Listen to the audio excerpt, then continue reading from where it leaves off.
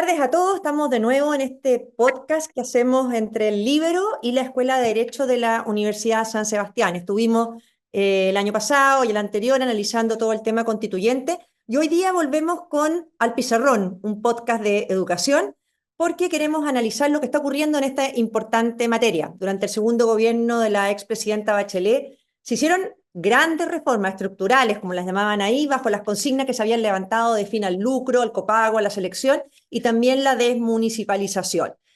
Nos parece fundamental que a casi ya 10 años de entrada en vigencia de esta reforma haya que evaluar, aunque en Chile se evalúa poco o nada se evalúa, se hacen las reformas y después da lo mismo cuáles sean los resultados. Corresponde evaluar porque con la educación no puede pasar lo mismo. Si hay cosas que no han funcionado, si la calidad no se ha alcanzado, si se han perjudicado la libertad de enseñanza, si se ha retrocedido en algunas cosas, bueno, no podemos seguir esperando que pasen más generaciones dañadas por esta reforma educacional y por lo tanto, en distintos capítulos de este podcast estaremos conversando con Gonzalo Arena, que es el director de la carrera de Derecho de la Universidad San Sebastián, con quien también compartimos el podcast constitucional, y con distintos invitados para ir analizando cuáles son los efectos de las reformas educacionales, qué falta por hacer en educación y cuáles deberían hacer, si es que hay que hacer esas contrarreformas hoy día más urgentes. En este primer capítulo vamos a conversar con María Teresa Romero. Ella es fundadora y presidenta de Escuelas Abiertas. Ha hecho una tremenda pega con los colegios. La vimos en el norte cuando había los problemas de matrícula, la vemos hoy día también levantando la voz y queremos con ella introducir lo que está pasando hoy día en materia de educación. Y Tere, junto con saludarte, quiero partir con una pregunta bien al hueso. Estamos todos discutiendo sobre la cuenta pública que se viene, qué tiene que tener, no tener, el presidente, qué tiene que anunciar o no anunciar en esta cuenta pública. Si tú tuvieras que elegir un anuncio del presidente para esta cuenta pública en materia educacional, para corregir los efectos de esta reforma educacional, ¿cuál sería para ti ese anuncio soñado? Hola Marcela, hola Gonzalo. Altas expectativas, para esta cuenta pública.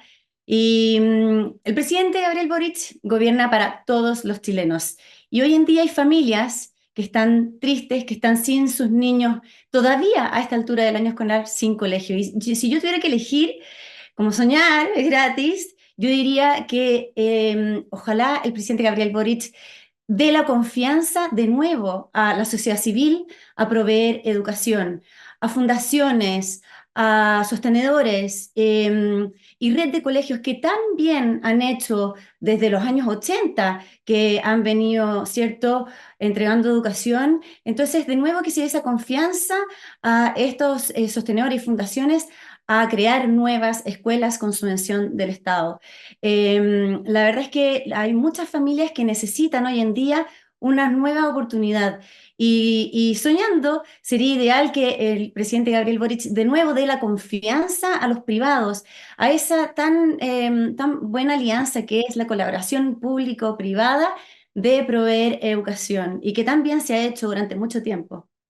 Toda la razón, y porque la gente también vaya entendiendo, ¿no es cierto? En la reforma básicamente se persigue a los particulares subvencionados, les hace muy difícil crear nuevos colegios o ampliar cupos. Uno lo veía como ministra de Educación, colegios particulares subvencionados que tenían filas de alumnos para querer entrar, podían ampliar su matrícula, podían crecer en sus instalaciones, pero no se les permitía, no se les permitía. Entonces, de verdad que ese sería un gran anuncio para que volviera a liberarse, que por lo demás la educación también preferida por los padres y que tan buenos resultados está dando. Gonzalo, si tú tuvieras que elegir una cosa en materia educacional, ¿qué le pedirías al presidente que incorporara en su cuenta? Puta, yo me encantaría escuchar un anuncio potente que dijera vamos a recuperar los liceos emblemáticos. ¿Ah? Yo creo que es un tema que ha afectado en forma gigantesca a la clase media, que se sentía muy orgullosa de tener un sistema público que le permitiera a los mejores talentos, a los más motivados, que dan su mejor esfuerzo por estudiar, un espacio importante para ingresar a la universidad, para en el fondo hacer un cambio profundo en sus vidas. Yo veía algunas cifras de los liceos emblemáticos antes de la pandemia, antes del estallido social, y cerca del 30 y tanto por ciento de esos alumnos entraban o a la Universidad de Chile o a la Universidad Católica, porcentaje que era mucho mayor al de los colegios particulares incluso.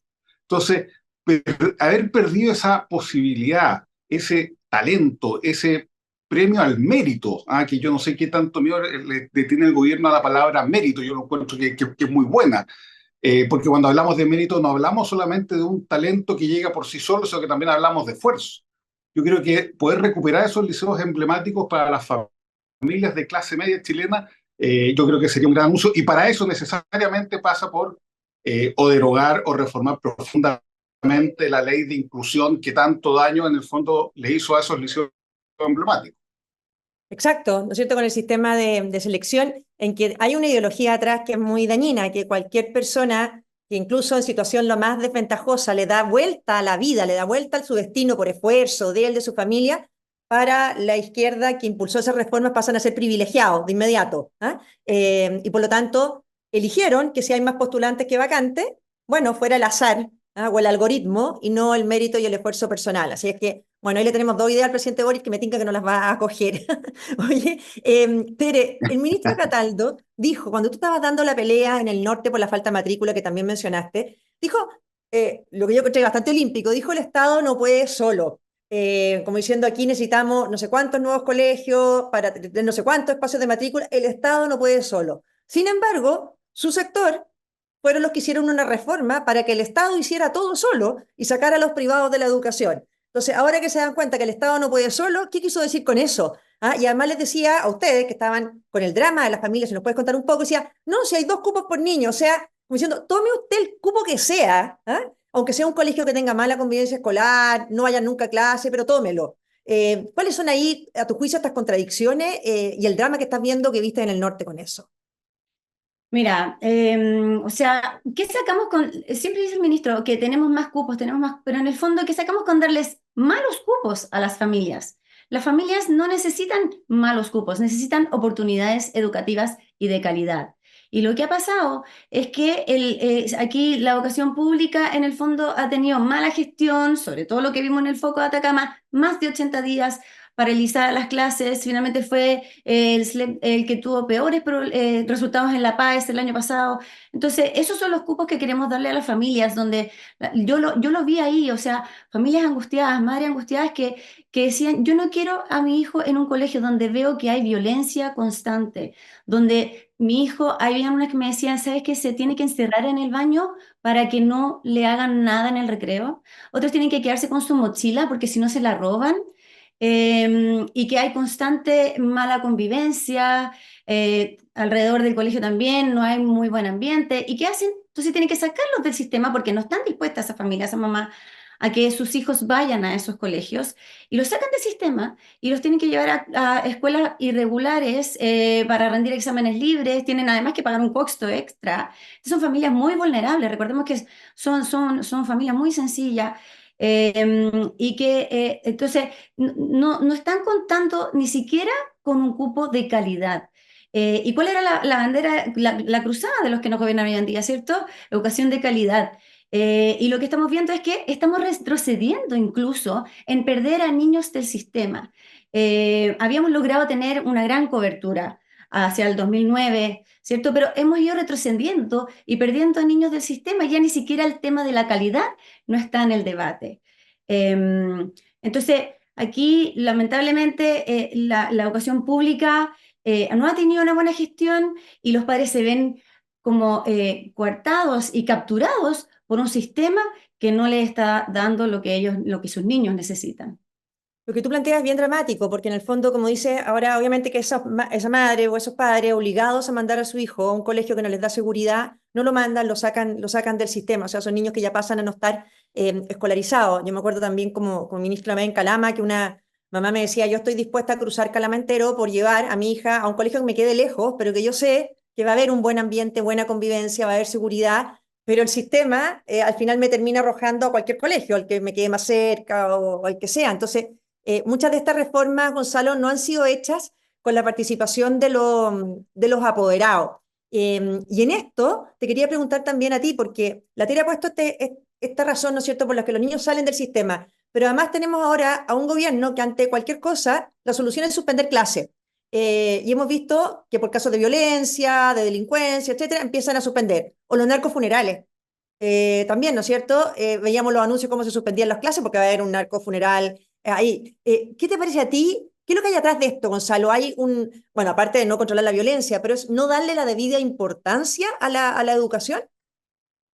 Sí, mira, antes de eso, un segundo sobre este tema de que los necesitamos a todos. Es un tema tan básico que el otro día yo estudiaba las actas del Congreso para la discusión de la ley de instrucción primaria en 1860. 1860. Y en parte la discusión, todos estaban de acuerdo en que los necesitaban a todos para lograr, ¿no es cierto?, salir de un país analfabeto, con un 80% de analfabetismo, y llegar, ¿no es cierto?, a un país más educado. Cuando decían a todos, decían fiscales, privados y religiosos, decían. ¿Ah?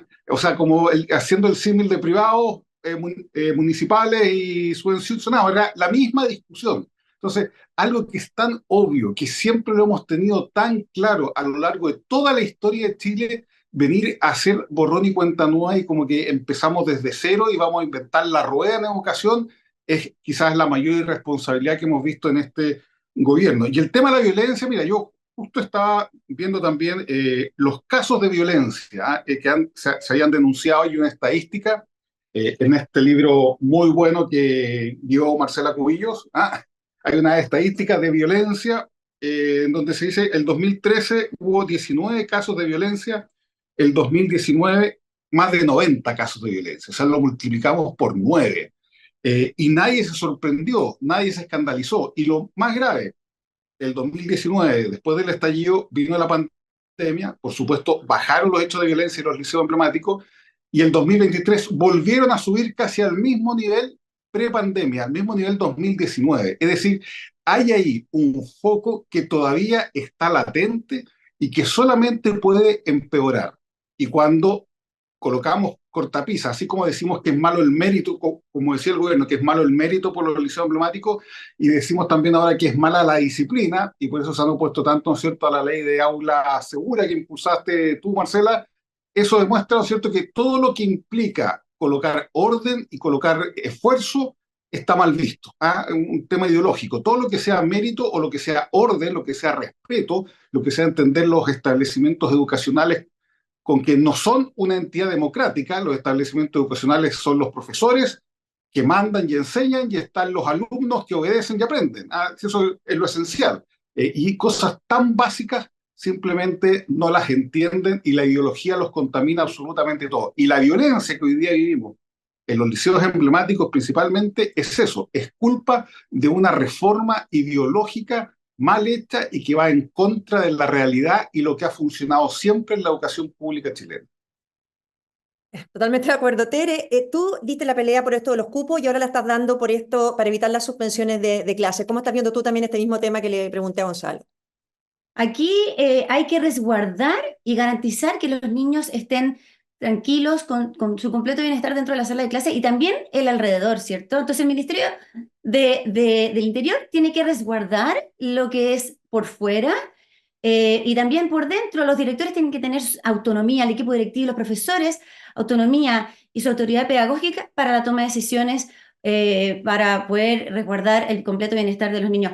Y si también soñar, así soñando, tú me pidieras a mí así pedir también algo por este tema, para mí yo creo que hay que hacer una nueva normativa donde se declare que la educación debe ser esencial, que el servicio educativo no debiera paralizar jamás, así como si fuera una nueva tipo ley de infraestructura, pero esto es más aún, porque si hay una catástrofe, violencia, lo que sea, yo creo que ese servicio educativo continúe igual, que ese niño pueda seguir teniendo su completo desarrollo, no solo la parte académica, recordemos que también se alimentan. Entonces, hay que cuando suspendemos las clases, es todo un sistema que no sigue funcionando y todo lo que también implica para la familia dejar de trabajar, etcétera. Entonces, aquí necesitamos dar una prioridad y relevar lo más importante, lo que es la educación, y que el servicio educativo esté completamente garantizado.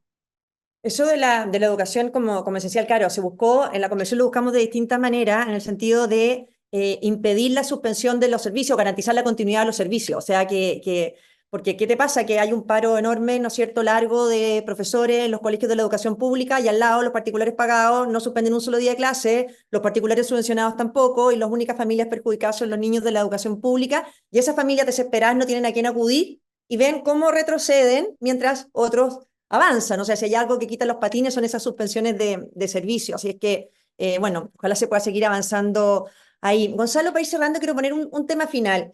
Ha estado en discusión estos días todo lo del CAE. Uno entiende que el presidente quiera alionar a su barra brava con el CAE, que le ha salido para atrás porque ha tenido que dar tantas explicaciones. Y a la última explicación es la ministra Toá diciendo que no van a ser burradas con el CAE, o sea, qué garantía más grande nos dan los gobernantes, ¿no es cierto? Pero claramente no están las prioridades ahí. Le quiero preguntar después a la Tere por dónde estaría, si sobra la plata, dónde habría que gastarla, ¿no es cierto?, en materia de educación. ¿Qué piensas tú de este juego que ha hecho el presidente con el tema del CAE? Bueno, yo creo que hay una frase que la reflejó muy bien Patricio Mellereo, ¿no? El economista, creo, que le decía a Marcel que no perdiera el tiempo viendo cómo podía pagar el CAE, porque esa promesa la había hecho gente que ni siquiera había sumado de cuánto costaba el CAE. Por lo tanto, es como decirle, mire, no piensen en solucionar tonteras, porque las tonteras son eso, tonteras. Aquí estamos hablando de un monto de 11.900 millones de dólares para que la gente tenga alguna referencia. Es más o menos, un poco menos, todo el presupuesto del Ministerio de Educación en todo un año. ¿Ah? O sea, es una cantidad de plata gigantesca. Para hacer una comparación también, el gasto en defensa en Chile son cerca de 2.500 millones de dólares al año. O sea, esto es 5 veces más de todo lo que el país gasta en defensa. O sea, son cifras que son imposibles de abordar, más todavía cuando a eso hay que sumarle la deuda histórica de los profesores, que también es otra cantidad gigantesca de recursos. O sea, esto es lo más cercano al pensamiento mágico. ¿Ah? Una cosa así tipo García Márquez. ¿Ah? Esto, todo se puede, ¿no es cierto? Porque en el fondo, si queremos, la lógica se puede saltar en algunos pasos y llegamos al resultado igual. Y yo creo que esa ha sido no solamente un problema en Chile, sino un problema de la izquierda en Latinoamérica desde siempre. ¿Ah? Esto de creer que el pensamiento mágico sustituye a la realidad, yo creo que realmente es un cáncer que envenena, ¿no es cierto?, los sistemas políticos latinoamericanos. Y lo que estamos viendo ahora es ese mismo escándalo, pero yo estoy más optimista porque veo que hay mucha gente más razonable de la que discutía este tema hace 3 años atrás. O sea, hace 3 años atrás todos se sumaban al tema de que hay que terminar con el CAE y ahora hay adultos en la fiesta y por lo tanto esos adultos dan una nota de madurez y de realismo más importante, creo yo, que los que están hoy día tratando de agitar de nuevo este tema del CAE. Oye, Tere, ¿cómo te cae a ti ese tema? Porque en el fondo, tú que estás viendo en concreto con familia el drama, ¿no es cierto? De no hay cupo, niños que pasan, que no aprenden a leer, las desventajas con las que van avanzando en su carrera, en su trayectoria educativa. ¿Qué te pasa a ti con lo del CAIC y a dónde debiera poner la plata el gobierno? No, o sea, para mí yo creo que el foco debe estar en la primera infancia. El foco debe estar en que nos tenemos que jugar por la educación inicial, preescolar, la etapa escolar. Es ahí donde realmente se necesita muchísimo recursos y esfuerzo, no en la educación superior. Además, la evidencia es contundente. La evidencia siempre ha dicho que el impacto, lo que más genera retribución finalmente el día de mañana es en la primera infancia. Entonces, aquí lo que yo creo es poner recursos en educación inicial. Ahora estamos viendo la ley de Salacuna Universal, ¿cierto? Entonces, tenemos que crear muchísimas nuevas salacunas, jardines infantiles, que los privados también puedan participar en eso. Y atraer nuevas educadoras, ¿cierto? De educación inicial, retenerlas. Y si queremos el día de mañana tener buenos profesionales, que ojalá tengamos como meta que no pasen de primero básico niños que no sepan leer y escribir. ¿Qué sacamos con tener niños después, ¿cierto? En cuarto básico, quinto básico, que todavía hasta esta altura no saben leer. Entonces tenemos que tener los focos, los recursos y los esfuerzos en la primera infancia, educación inicial, y que sentemos esas bases para lograr el día de mañana tener buenos profesionales. Oye, junto con agradecerles, Tere y Gonzalo, en este primer podcast, bueno, cerrar también diciendo que ojalá nos enteremos, todavía queda algo de gobierno, ¿no es cierto? Que nos enteremos qué quiere hacer este gobierno en materia educacional. O sea, llegó al poder esta generación levantando la bandera de la educación y resulta que han gobernado sin tener ninguna agenda en materia de educación. Porque una cosa es que este sector político haya sido malo para el tema de enfrentar la violencia, o que la promovían, o malo para hacer crecer a Chile, porque no creen en el crecimiento, no creen en el modelo de desarrollo, pero supuestamente educación era lo que los había ellos convocado y hecho llegar al poder. Y llegaron al gobierno y hasta el día de hoy yo creo que nadie puede saber cuál es su agenda en materia educacional.